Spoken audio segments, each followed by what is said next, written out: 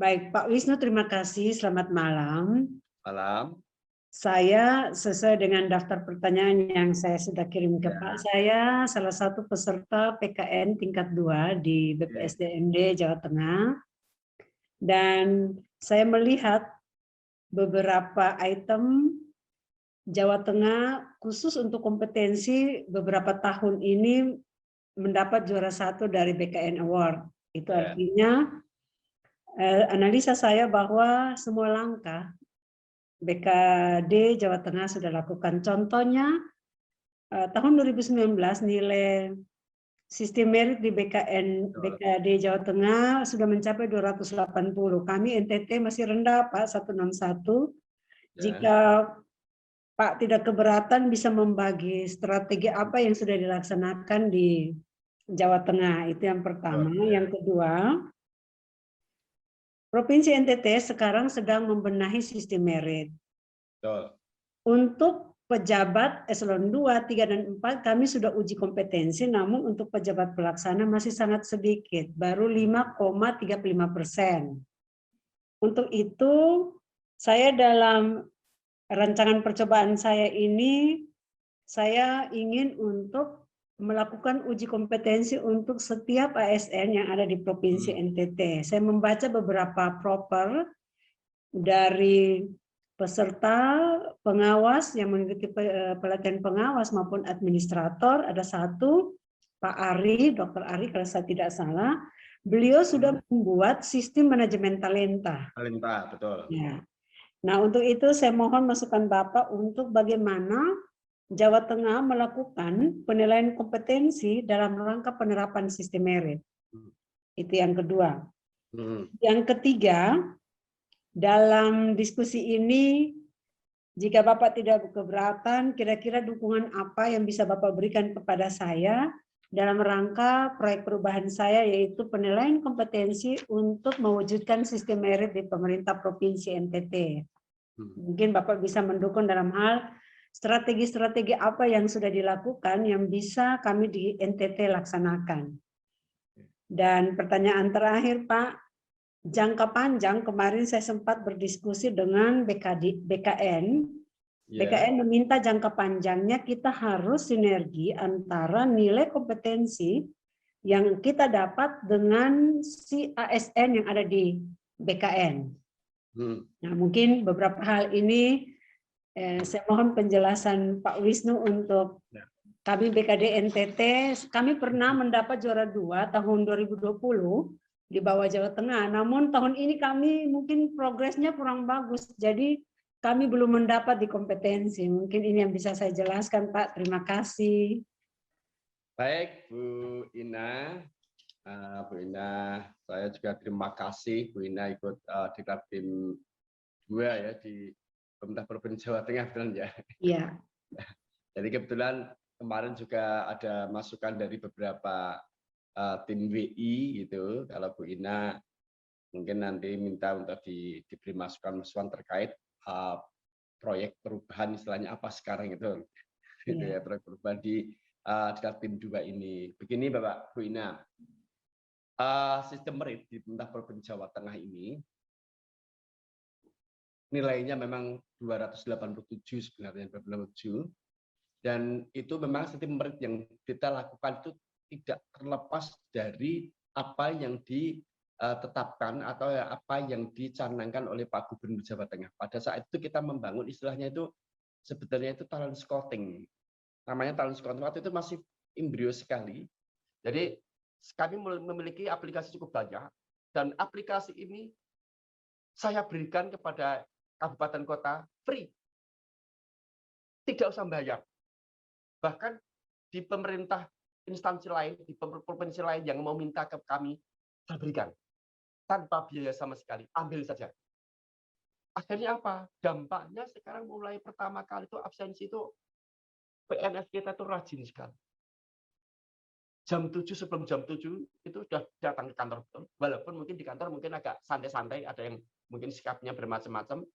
Yang penting absensi rapi dulu. Yang kedua, kemudian sekarang kinerja. Kinerja itu dinilai SKP. Nah sekarang geger juga. Mulai sekarang udah takut. sudah mulai bekerja dengan sungguh. Karena apa? Dalam SKP itu kalau tidak sesuai dengan urian jabatannya, tidak sesuai dengan jabatannya yang dinilai, akan ditolak oleh aplikasi. Karena sekarang sudah mulai dari kepala SKPD-nya, ada cascading-nya sampai ke bawah. Kalau jabatannya seorang misalkan itu kabid mutasi, kok pekerjaannya tidak kaitan dengan mutasi, tertolak nilainya. Gitu. Jadi penghargaannya harus benar-benar diberikan pada memang yang berhak, yang berkinerja tinggi. Kalau enggak boleh. Tadi sudah ada di BKD, sudah ada tim, kita SKPD memberikan orang-orang semacam calon-calon penerima karya Satya Lencana itu ya. Itu kemudian kita verifikasi absennya gimana, kinerjanya gimana oleh BKD, menjadi bagian dari penilaian kinerja untuk mendapatkan jabatan-jabatan tertentu. Sekarang begitu, enggak seperti dulu lagi. Pengembangan sistem informasi di BKD itu luar biasa. Ibu, suatu saat kalau ke Semarang, mampir di tempat kami, Siap, kalau Ibu mau minta aplikasi, silahkan. Saya jamin gratis. Jadi, memang manajemen talenta ini masih ada beberapa kelemahan-kelemahan. Terus kemudian juga masalah gap antara kompetensi dengan kinerja, itu penanganannya itu masih belum sempurna, tetapi sudah berjalan dengan bagus. Nah, sekarang ini untuk menjadi peserta diklat itu sudah tahu. Artinya tidak perlu mencari orang. Data-data itu sudah tahu antara BKD dengan BPSDM. Itu sudah tahu. Jadi tahu-tahu nanti nama-nama ini dipanggil untuk diklat ini gitu ya. Karena memang hasil tes kompetensinya itu sudah terlihat, kelemahannya di mana dan sebagainya itu.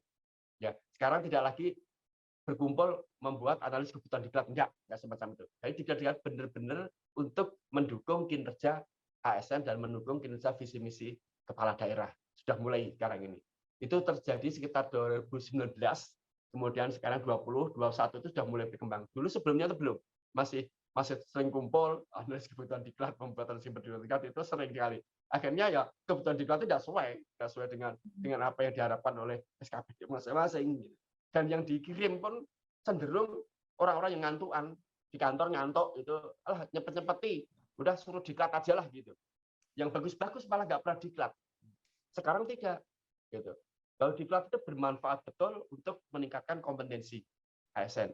Dan sekarang orang bertanya, kapan saya didiklatkan? Betul, Bu. Diklat PIM aja sekarang udah, Pak, saya itu kapan? Saya sudah 2 tahun. Nanti ini saya terus terang untuk aplikasi ini belum sempurna, Ibu. Nah, tapi nanti suatu saat kalau sudah sempurna, justru akan saya florkan ke semua orang. Silahkan pakai. Kalau Ibu mau berani manajemen talenta, kami punya bahan banyak. Dan kami dukung. Nanti otomatis nanti aplikasinya yang mana dulu gitu, nggak semuanya. Jadi nanti biar nanti diperbaiki. Intinya untuk kaitannya dengan Ibu, sebaiknya kalau bisa manajemen talenta aja. Kita bantu. Ya, Pak. Oke, gitu. Kemudian strategi panjang apa yang selanjutnya yang dapat kami terapkan untuk mengoptimalisasi penerapan sistem baru di Provinsi Nusa Tenggara Timur? Itu satu, menyiapkan peraturan terkait standar kompetensi jabatan ya yang dimiliki oleh ASN, manajemen talenta, pola karir, sehingga seorang ASN dari dasar tersebut akan dapat diperoleh pertimbangan dan perencanaan dalam proses pengembangan hingga penempatan ASN. Itu manajemen talenta harus dibangun dulu. Saya yakin kalau provinsi berani lah gitu. Provinsi itu didakeh lah, kalau dengan kabupaten kota itu jauh lah gitu. Ya nanti untuk mendapatkan itu ya berikan TPP yang sewajarnya. Jadi untuk strategi yang kami sarankan menyiapkan peraturan tadi satu, kedua memperkuat database. Jadi